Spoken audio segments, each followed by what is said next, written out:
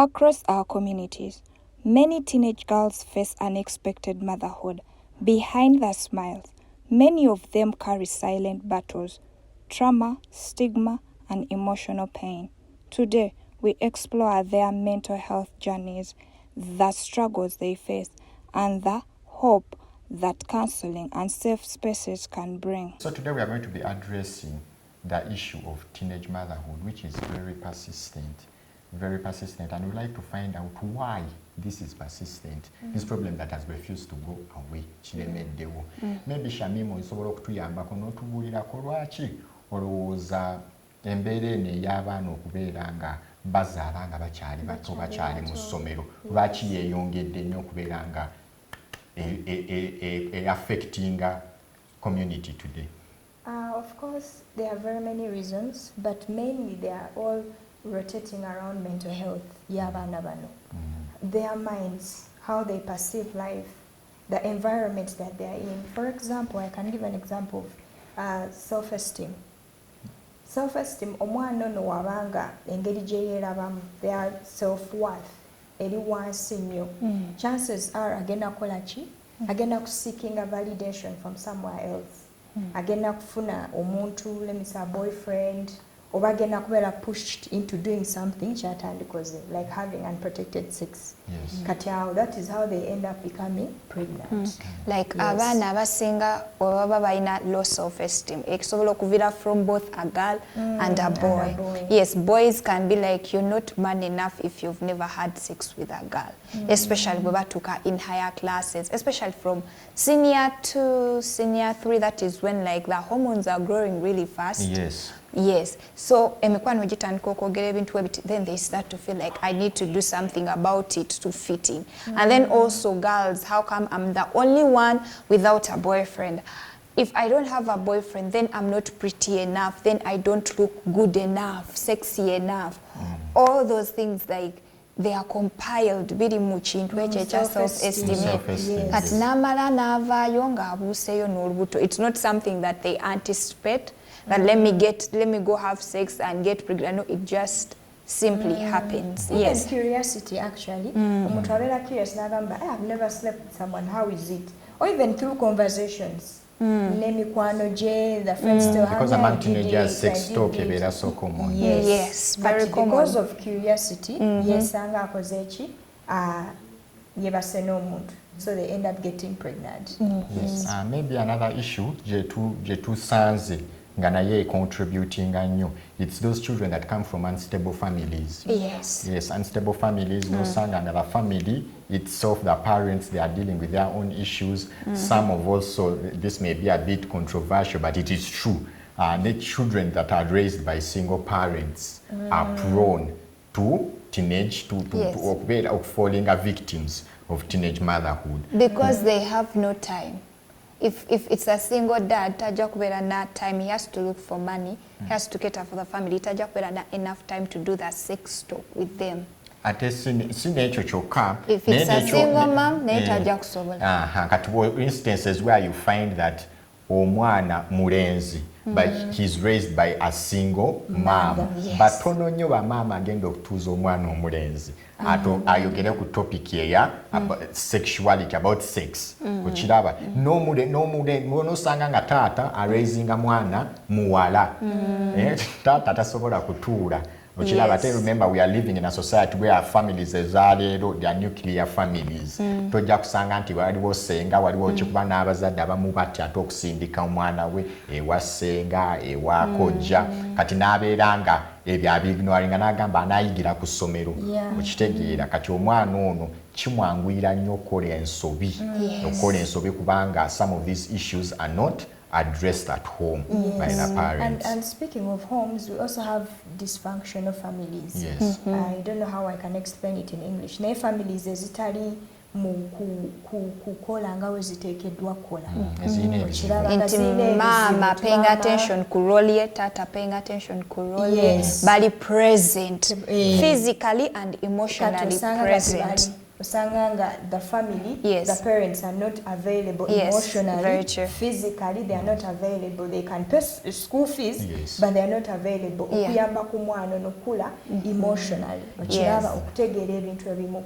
Kati because of this dysfunctionality, you find that abaana bano bafuna mental issues. Yeah. Afuna anxiety, abeera under a lot of stress, Yes. afuna depression, and they don't know how to Maneuver. handle all these, To manage. yeah, these situations. Tebamanyi engeri yakuzihandle. Yakusha addressing yeah, them. or even to identify them, because someone can have a depression. Naye nga tamanyi nti they are having depression. Oh, they know that I'm feeling so sad. Okiraba kati at the end of the day agenda akola ki? Agenda agezaako okufinding a way to get rid of that pain. Obakomekeza nga afunye boyfriend, nakomekeza nga afunye olubuto. Yeah. Okiraba? And also adding on to that, adding on to the question, we also have the liberal way of living, which is common with the Gen Zs nowadays. They are like, people that sex have liberal, is, yeah, liberal views on liberal sex. views. Nga She's a teenager, but she's like, I'm a grown woman, I'm a feminist. I can do whatever I want with my body, but they don't know the consequences sometimes that may come out of this entire thing. That yes, you are a teenager, yes, you have control over your body, but there are certain things you don't know about yet. Now, if you find yourself in a situation whereby you are a teenage father, yes, we have been saying teenage mothers, but people forget about the fathers, because also this boy has become a father, a dad, on such a young age. He's a kid who is now, who's supposed to naye alina okulabirira mwana munne. Jukira abadde takola obadde tokola. Now this goes out to everyone, because I know now you're all at home, yeah, and probably you're idle, you're not doing a lot, and you're thinking, let me go visit so and so, yeah, in their home. And then you get there, we have talked about insecurity, we have talked about validation, now we are talking about the liberal way of living. Yes. Now someone is telling you, no, this is modern, this is what people do nowadays. You get, it is your body, you can do whatever you want, nothing is going to even happen to you. Yeah. Are you not wanting to have sex at a young age, that means you're old? No, consequences are there. Yes, and maybe to expand more on the liberal culture these days with the Gen Z, you find families where a child would host their friends over, and the parents can even allow them to take some alcohol because they are liberal. Okay, because substance abuse is also one of the topics we discussed recently. It's also one of the issues, the main factors as to why teenagers engage in sex. Okay, so you find these people, they are liberal, they are going to offer them alcohol, and they are going to drink alcohol, and before you know it, they're engaging in sex, unprotected sex, which is going to lead to what? To pregnancy and other STDs. Because let me first finish with this. Most of these, you see, with liberal, recently we were talking to a teacher who had found 2 teenagers, students, engaging in sex. And when they tried to reprimand them as the school administration, the boy was really shocked, because he kept telling them, but what is the big deal? We just had sex and that was it. It was a one-off. I don't know why you're fussing about it. It's a hookup. It's a hookup. Siraba lwaki mukikuliriza, siraba lwaki mutabuka. Kuba yakirabanga kya bulijjo. Kirabanga kya bulijjo. So liberal culture eno naye eyongeddeko nnyo okuleetera abaana bano okubeera nga bafuna embuto nga bakyasoma. Yes. And you mentioned something about boys, why boys have been, they are not usually talked about, because in our culture it's like, because the girl that is pregnant, that shows. Very true. And in most cases these boys deny. The girl can be like, it's this one who got me pregnant, and the boy is like, it's not me, I don't even know you. But in most cases achirekamu omuwala. So the girl carries the pregnancy, she carries the burden, she's the one who ends up dropping out of school, she's the one who ends up suffering, they get postpartum depression, they get anxiety, they get so many issues, even at home, because she's done showing that she's what? She's pregnant. And there are so many issues that they, yes, they face. Another issue that another factor that has led to this is the communities in which these students, these children are raised in. Yeah, one of the foundations that we spoke to recently, they were they talked of the ghetto, children that are living ababeera mu zi ghetto, n'obuzibu bwe bafuna, abamu baba rapinga, waliwo issue ya rape naddala kati abazadde abali mu holiday, omwana beera ng'omukuumirako nnyo eriiso wawa atambula okulaga bandi batambula nabo, ne teenagers out there, I'm sure some of you are watching. Wobanga olina woolaga oba friend oba mukwano gwo akuyise ewantu baako gw'obuulirako nti ngenda wano akuwerekere naddala ng'omiitinga omuntu ono for the first time. Nkiraba nnaku zino tulina social media, omuntu basinkana ku social media then they agree to meet in person. Beerako omuntu gw'ogenda naye togenda wekka kubanga ne rape yeeyongedde. I cancelled at a certain school and she was telling me about a guy she met on Facebook. She doesn't know this person, she has never met them, but she was telling me that she wants to go and meet this guy. Yes, and actually the guy could even be way older, but is lingering you outside of your home. And there's something they call catfishing. A person can use someone else's photos. Yes. No alabikanga your age mate. Yes. But when you get there, it may be a very older man. Even if it's there, it's your age mate. You don't know this person's intentions. So it's not really good for you to meet someone you do not know for the first time alone. It's not good. Make sure it's in a public place, making sure ina gwogenze naye. N'abaana bano abaddayo ewaka kubanga teri abaana babeera mu ghetto. Atambula ddayo ewaka. Let us bring back curfew. Tambula ne banno. Tambula ne banno mutambulire mu group nga muddayo ewa. Yeah, even the schools out there much encouraging abaana okubeera nga mutambulira mu group. Omanya nti kati ffe wali bwe tuyita waliwo abanywerawo enjaga, waliwo abavubuka ababeerawo, kati funa abanno mutambulire mu group nga muddayo ewaka kubanga some of the teenage mothers that we spoke to in that foundation are victims of what? Of rape. Ate wobanga wa rapingiddwa, this is for the girls out there, nga bakurapinze, there is no shame because it is not your fault. Okitegeera, it is not your fault. Yogerako n'omuntu, loopa, yogera, kubanga bw'oloopa n'oyogera oyambibwa mu bintu bingi, osobola okutaasibwa okufuna olubuto, osobola okutaasibwa okufuna HIV n'ebizaba STDs. Okiraba singa oba oyogedde naye bw'osirika out of shame, omuntu oba weekoze disservice nene nnyo gwe wenyini gwaba weetadde mu buzibu kubanga bwogenda okutuuka okwogera ng'olwedde oli lubuto. Okiraba ng'olwedde ofunye obulwadde nga tebakyalina ngeri gye bakuyamba. Okiraba ne counseling ene ekuyamba mental state yo. Because the entire situation is actually very new to you. You have never been a mother, you are a mother for the first time. And secondly, you're very scared. You don't know what you're going to tell your parents. You're already scared. That is already another level of anxiety. You get? So I think let us go over to Dorcas Foundation and let us talk to Brenda. To Brenda, who's going to? Yes. Yes. I'm Brenda Nakavugo, the Programs Manager for this Hope for Girls Foundation, Esangiwe Negaba, off Kampala University Road. These girls come from slums, abasinga bava mu slums, era enamba esinga obungi babeera mu katogo k'eggaba eno, and this is an area surroundingibwa ba drug addicts, kwegamba abantu abasinga tebagenda ku ssomero, banywi ba mwenge, environment gye bavaamu is very alarming. So abaana bano bwe tugenda ne tubanoonyaayo era obasanga ng'obalaba ensi baagivaako nga obulamu tebweyagaza, omwana omutono omusanga nga ali very stressed, abalala they have a lot of anxiety of what is going to come the next day, ekyokulya talina, tamanyi gyagenda na kukijja, naye nga they are living life. Kati abaana abo tubasanga ne tubazaamu essuubi nga ffe, ne tubakolektinga, ne tubagamba nti era woba otunudde ku saati yaffe kuliko Jeremiah 29:11. He knows the plans he has for you, to prosper and not to perish, to have hope and a future. Brenda, a youth herself with compassion and passion, has dedicated her time to supporting these young mothers and vulnerable youths.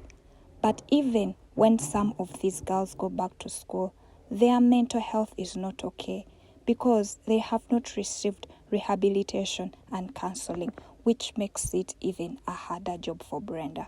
We keep on going back to their homes. Oyinza omufuna n'omusasulira school fees, naye n'omusanga nga performance egwa. So you have to go back to the social environment. You find out omwana alya, omwana abazadde bali ku ki, yeeyisa atya, kiki ekigenda mu maaso, is there domestic violence? Oluusi bava n'ewaka nga wajjudde amazzi naye nga mulimu amasannyalaze. So tebamanyi oba yes, tebamanyi oba banaakeesa oba tebaakeese. Kwegamba ngo era ogenda okufindinga out academic performance ng'olaba social life ye bambi tebibalansinga. Era tuba twetaaga abantu nga mmwe okujja okwogerako n'abaana baffe okubalaga nti essuubi libaddamu, abadde atidde n'addamu essuubi, wabadde depression ne waddawo ekirungi mu baana abo naye nga bo life yaabwe yakukwatirira buli ssaawa. As Brenda continues to explain, many young people suffer in silence, yet some need proper diagnosis and professional support, especially at this time in their lives. Mental health challenges among teenagers should never be ignored. Tulina omwana ava mu Katanga, but this maama we tebaamutwalako mu ddwaliro nti oba ki, naye yakula, obwongo bwe bwakoma okukula nga she's 3 years. And right now she might be about 40 years. Naye ne bw'omutuukako obutuusa ayogera nga baby. So people take advantage of her and they rape her. So every time they try to put her on family planning, she bleeds a lot. So people take advantage of that. Ne bamurapinga, ne bamuzaalamu abaana. So we have one of her girls here. Naye era omwana omulaba nga wakuwanirira nnyo. Buli watunula ku maama we alaba nga essuubi limuweddemu ate nga ne wakati wali kyakulya. Buli watunula nga ne taata tamumanyi. Kwegamba ng'obulamu buli awo maama amutunuulidde, maama she's not okay. Ne babeeramu around bonna tebali okay. Kwegamba n'abeera ng'obulamu bwe tebusanyusa. Yembeera eyo gy'atambuliramu. So we have to come in all the time. Ne muba nga mwogera naye, ne mumuzzaamu essuubi. Ogenda laba nga ne performance mu class yeeyongera, ng'atandika okusoma obulungi. Aba afunye olubuto tumuseparatinga n'atadda mu bano banne. N'essomero tumutwala gye batamumanyi nga kisigadde wakati waffe n'omwana nti yazaalako. So this time round aba atandika jani empya nga tewali amumanyi nti yazaalako, era abeera student ng'abalala bonna akisirikira. Yes. It's good because at least if she's in a new environment where she feels no one knows her past, until wabera comfortable to talk about her past, at least more that liberty to do that. That is good. Thank you so much, Brenda. Thank you for this interview. Welcome back from that. I think we have all seen it is very important that these girls tubazaamu essuubi kati ng'eyo foundation babazaayo ne basoma mukiraba kubanga kati bw'osalawo n'ogamba omwana atuule kuba afunye olubuto future y'oba ogiziikidde ddala. So it is very kirungi nnyo okubeera nga baddayo ne basoma kubanga we have seen some families nti ate abalenzi bo bakontinuinga n'okukola ki n'okusoma kati omuwala ono n'abeera nga yeyeetisse consequences zonna. So ekyo we really applaud that, tukisanyukira nnyo okubeera nga babazaayo ne basoma obulamu ne bubeera nga tebukoze eki tebukomyawo. So Basilia was on ground. We were on ground as Rest TV, Basilia, and then we did what we call a support group now. Our show is called Safe Circle, right? Yes. And then like what we did, a Safe Circle comes from a support group because they usually sit in a circle. So we're able to form a safe circle within the girls and talk to them. First of all, we explained the emotions. They will go to ask us questions, and also we explain to them what a support group does and how they can stand together and like hold each other when one is feeling low. Yes, now over to the field. Guys, let's take a look at what happened. Emotions zanguwa mangu okulinnya mu ba teenagers mu myaka gyaffe emito. Nkitegeera akati era njagala okumanya bameka wano nga okkiririza mu Katonda mu Bible. How many? Mwenna. Aha, kati kitegeeza kyengenda okwogerako ffena tugenda kubanga tukitegeera bulungi. Kitegeera. And how many understand the devil? Satan. Bameka abamumanyi obulungi abamutegeera obubi bwe.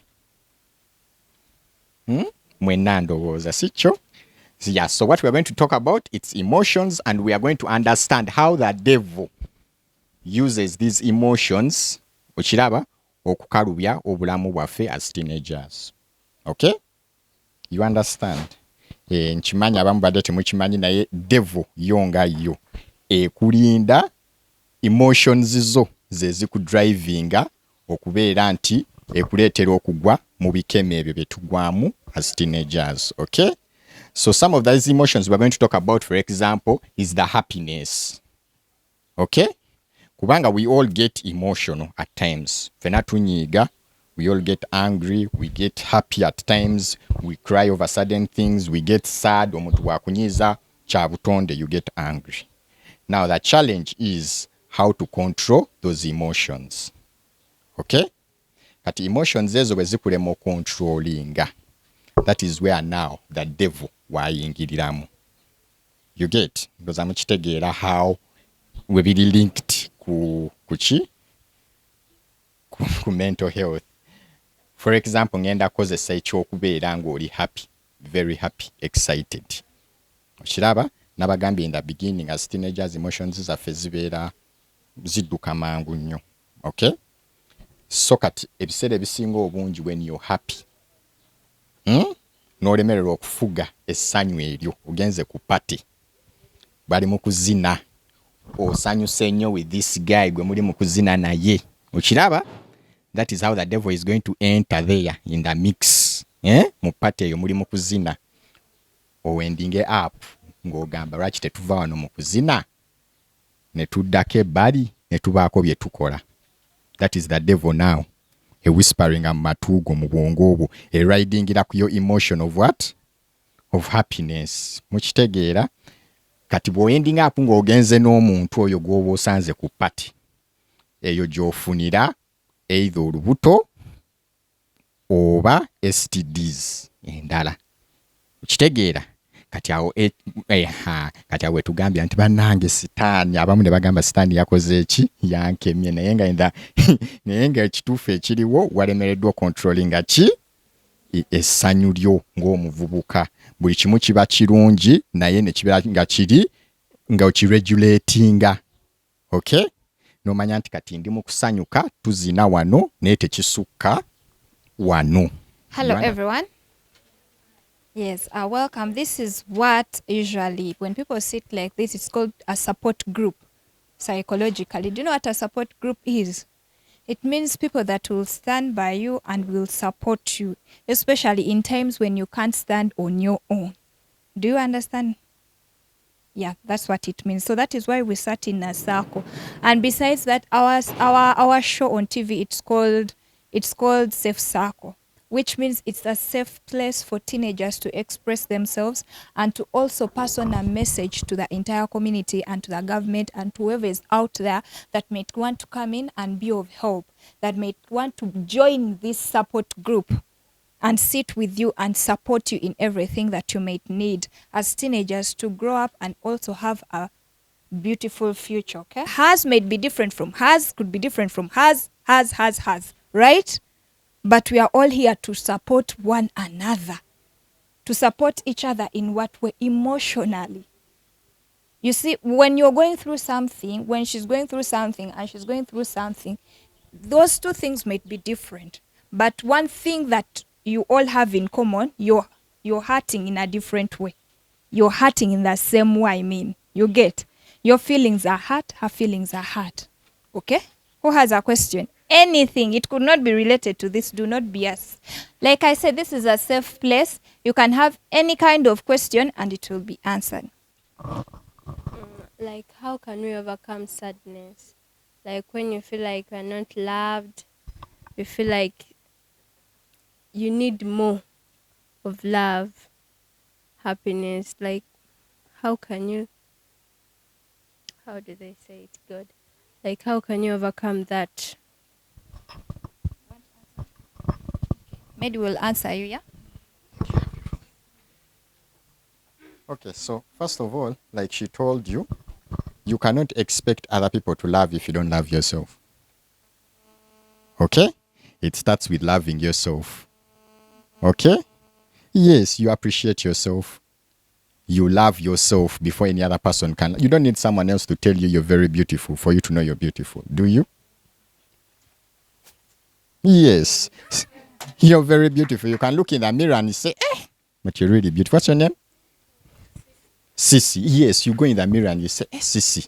Ng'olabika bulungi. Ng'onyirira. You understand? Yes, so even if somebody else out there comes and tells you that, you already know. You already know they're telling you something that you already know, okay? And one thing you need to understand, you can never seek love from out there at this age, okay? The love that you need right now is self-love. There is another question actually. She said, how can I overcome sadness, right? Okay, number one is you need to seek counseling so that it's determined. Is this sadness persistent? Is it turning into depression? Okay, that's number one. What's depression? Okay, yes, depression is prolonged sadness. Okay, it weighs you down. Sometimes you feel like you don't even have the energy to do anything. Sometimes you even feel like you want to isolate yourself. You want to be alone. You do not want to be with anybody. You do not want to see anybody. You're demotivated. Even doing anything, you feel like you don't want to do it anymore. And sometimes you can even get anguished. Owulira obusungu from nowhere. N'okukwako. Kitegeera? Depression can do all those things. And then this is like that last stage. Okutandika okuwulira nandifudde nenvaawo. Okiwulira? Nandyesse. Why am I even here? No one wants me here. Such thoughts. Okay? Ezo kati ebeera alarm nga depression atabuse nnyo. Okitegeera? That is why I said you seek counseling so that they determine, you talk to someone. Asooke n'okudetermininga. Are you suffering depression or is it just, are you just sad because something has just happened to you? Like now when you're losing a parent or losing a loved one, sometimes people get depression, okay?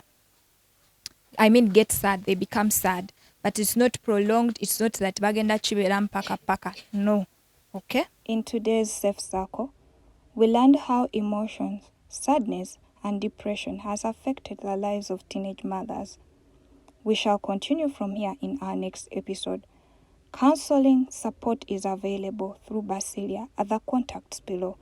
And to support this cause, please do reach out to us.